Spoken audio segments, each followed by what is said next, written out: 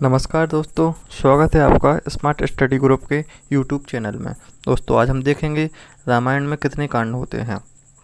सबसे पहले हम देखेंगे कि रामायण की रचना किसने की है। रामायण की रचना किसने की है? तो रामायण की रचना तो की है वाल्मीकि जी ने। और दोस्तों रामचरितमानस की अगर बात आ जाए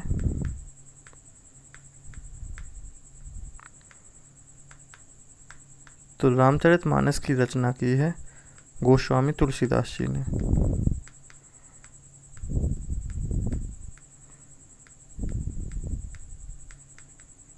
गोस्वामी तुलसीदास जी ने। दोस्तों रामायण के बारे में हम कुछ रोचक तथ्य देखते हैं। रामायण में कितने दोहे हैं? तो रामायण में 1074 दोहे हैं। 1074 दोहे हैं। दोस्तों अब अगली बात आती है कि रामायण में जो कांड हैं इनमें सबसे बड़ा और सबसे छोटा कांड कौन सा है? तो सबसे बड़ा कांड, सबसे बड़ा कांड। तो दोस्तों सबसे बड़ा कांड है बालकांड। और दोस्तों सबसे छोटा कांड कौन सा है? तो दोस्तों सबसे छोटा कांड है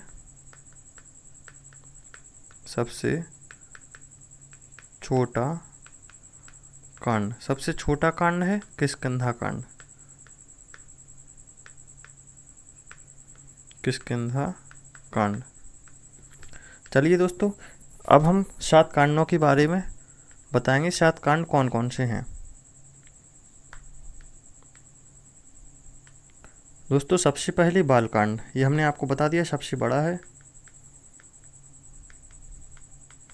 इसके बाद अयोध्या कांड, अरण्य कांड, किष्किंधा कांड, ये सबसे छोटा है। इसके बाद सुंदर कांड, लंका कांड या युद्ध कांड और इसके बाद उत्तर कांड।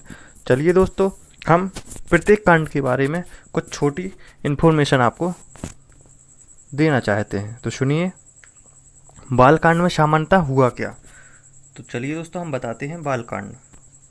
सबसे पहले बालकांड में हुआ क्या? तो ऋषि विश्वामित्र राजा दशरथ से राम और लक्ष्मण, किसको? राम और लक्ष्मण को अपने साथ वन में ले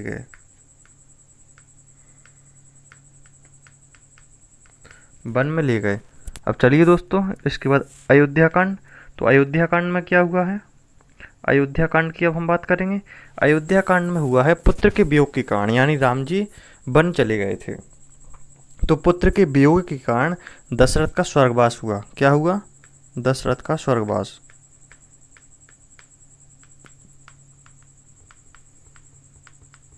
दशरथ का स्वर्गवास हो गया और फिर वशिष्ठ ने भरत और शत्रुघ्न को उनके ननिहाल से बुलवा लिया। वापस आने पर भरत ने अपनी माता कैकेयी की कुटिलता के लिए बहुत भर्त्सना की थी।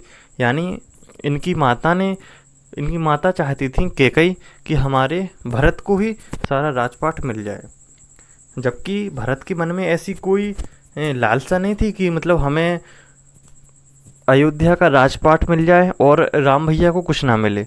ऐसे भरत के मन में कोई विचार नहीं थे, लेकिन उनकी माता कैकेयी, क्योंकि उनको श्राप था तो ऐसा तो करनी थी, लीला थी। तो दोस्तों कैकेयी ने कह दिया था कि हमारे भरत को राजपाट दे दीजिए, अपने जो राम हैं उनको आप स्वर्गवास मतलब ये वनवास दे दीजिए। तो इसी के चिंतन के कारण जब राम जी वन चले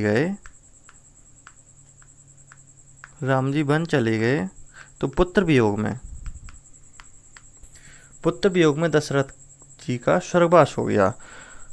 और उस समय भरत और शत्रुघ्न अपने ननिहाल में थे। तो ऋषि वशिष्ठ जी ने इनको ननिहाल से बुलवा लिया और इसके बाद जब भरत जी और शत्रुघ्न जी घर पे आए तो उन्होंने देखा कि पिताजी का स्वर्गवास हो गया है।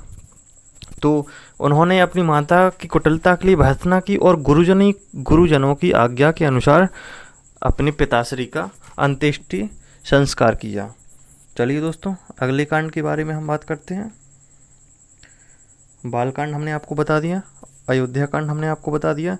चलिए इसके बाद हम आते हैं अरण्य कांड पर। अरण्य कांड में क्या हुआ दोस्तों? अरण्य किसका पर्यायवाची है? जंगल का। जंगल का। अरण्य कांड में जो भी घटना हुई होगी वो जंगल से संबंधित होगी। तो जंगल में क्या हुआ था? तो दोस्तों यहाँ पे शूर्पणखा आई थी। शूर्पणखा के नाक और कान काटने की घटना का वर्णन अरण्य कांड में है। और इसके बाद जो सीता हरण का प्रकरण है वो भी अरण्य कांड के अंतर्गत ही आता है। चलिए दोस्तों, अब हम सबसे छोटा कांड किष्किंधा कांड के बारे में चर्चा करेंगे। किष्किंधा कांड। दोस्तों किष्किंधा कांड में किसका वर्णन है? आइए आपको बताते हैं। तो सुग्रीव ने श्री राम को संतावना दी। यहाँ सुग्रीव और राम का प्रसंग है। सुग्रीव और राम का संवाद, मित्रता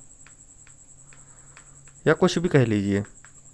तो दोस्तों यहाँ पर सुग्रीव ने श्री राम जी को सांत्वना दी कि जानकी जी मिल जाएंगी और उन्हें खोजने में वह सहायता देंगे। साथ ही अपने जो भाई हैं उनके बाली, तो बाली ने सुग्रीव जी के ऊपर बहुत अत्याचार किए थे। तो इन्होंने उसकी शिकायत राम जी से की कि हमारा जो भाई बाली है वो हमारे ऊपर अत्याचार करता है। तो श्री राम जी ने बाली का वध करके सुग्रीव को किष्किंधा का राज्य तथा बाली के जो पुत्र था, बाली का पुत्र कौन था? अंगद। तो बाली के पुत्र अंगद को युवराज पद दे दिया। युवराज का पद दे दिया। दोस्तों चलिए अगले कांड पर चर्चा करते हैं। दोस्तों सुंदरकांड। सुंदरकांड में क्या है? हनुमान जी के बारे में सारी चर्चाएं की गई हैं। किसके बारे में? हनुमान जी के बारे में। तो इसमें क्या है? हनुमान जी द्वारा सीता जी की खोज। हनुमान जी के द्वारा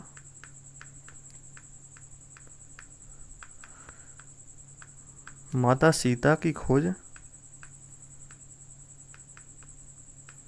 एवं राक्षसों का संहार।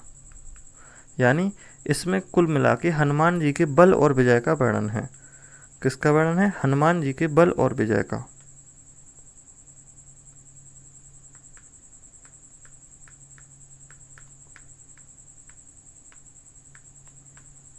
बल एवं विजय का वर्णन है। किसकी? हनुमान जी की। चलिए दोस्तों हम अगले कांड के बारे में चर्चा करेंगे। लंका कांड या युद्ध कांड। दोस्तों जैसा कि नाम से ही स्पष्ट हो रहा है लंका कांड, यानी इसमें क्या हुआ? चलिए आपको बताते हैं। लंका कांड, इसमें क्या हुआ? जामवंत जी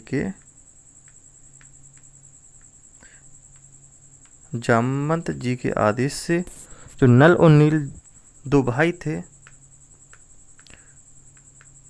नल और नील नामक दो भाइयों ने वानर सेना के साथ मिलकर पुल का निर्माण किया। यानी पुल बंधवाया कैसे? पत्थरों से। नल और नील जिन पत्थरों पर हाथ लगा देते थे वो पत्थर पानी में तैरते रहते थे। तो इन्होंने पुल बनाया किसकी सहायता से? वानर सेना की सहायता से। वानर सेना की सहायता से इन्होंने पुल बनवाया। और श्री राम जी ने क्या किया था? इसी कांड में इसका एक और वर्णन है लंका कांड में कि श्री राम जी ने रामेश्वर में भगवान शिव की पूजा और जो रामेश्वर की जो स्थापना है वो राम जी ने ही करवाई थी।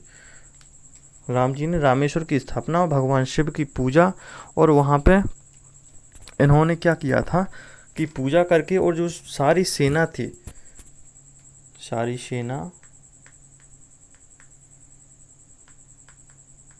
और राम जी, ये सारे जो पुल था, ये जो बना था, जैसे ये भारत हो गया, ये श्रीलंका हो गया, तो ये पुल बांध के इस पार आ गए थे और यहाँ पे अपना डेरा जमा लिया था।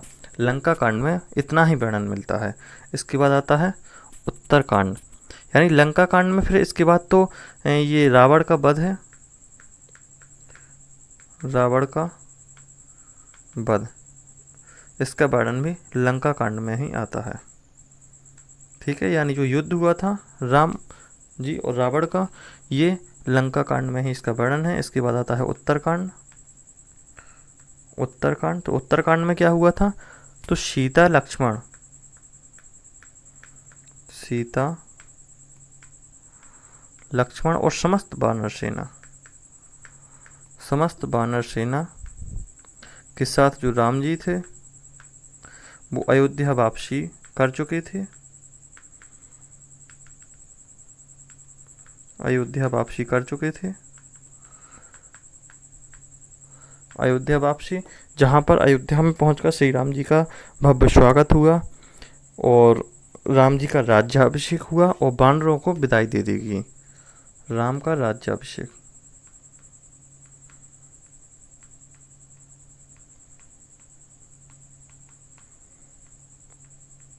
दोस्तों, तो हमने आज की वीडियो में चर्चा की है आपके रामायण के 7 कांडों के बारे में। दोस्तों, चर्चा कैसी लगी ये आप हमें ज़रूर बताएं, इससे हमारा मनोबल बढ़ता है। वीडियो देखने के लिए आपका बहुत बहुत धन्यवाद।